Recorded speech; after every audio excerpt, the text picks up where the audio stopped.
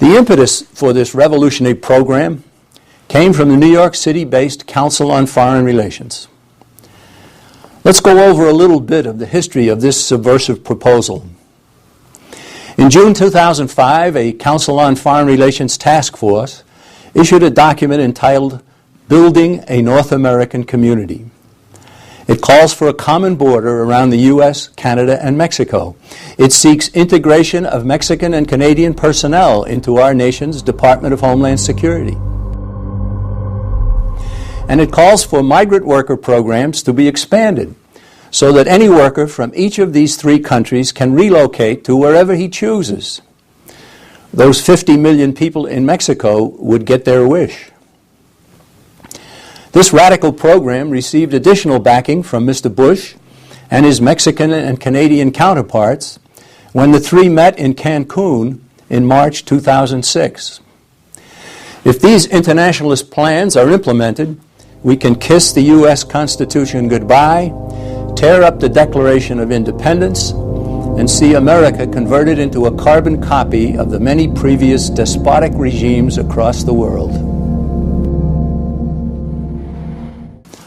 As a result of the massive campaign undertaken by the John Birch Society and allied groups, the Security and Prosperity Partnership has changed its name to the North American Leaders Summit, and the planned new massive highway has barely materialized.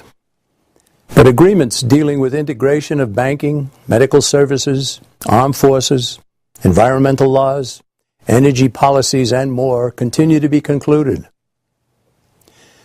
Uncontrolled immigration has destroyed nations in the past. It will destroy ours as well if we don't insist on enforcement of existing laws and rejection of amnesty. Citizenship in our wonderful country is a privilege. Those who are here illegally should be treated as lawbreakers and dealt with accordingly. All should be told about the proper way to enter our nation, and that it includes learning our language, understanding our governmental system, and happily assimilating, just as so many millions have gladly done in years past.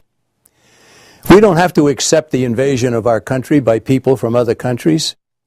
We don't have to lose our country to the internationalists who want to rule the world. We can force our leaders to do what is right for America, and we can even restore the Constitution to full force and effect, but only if we have the understanding and the determination to do so.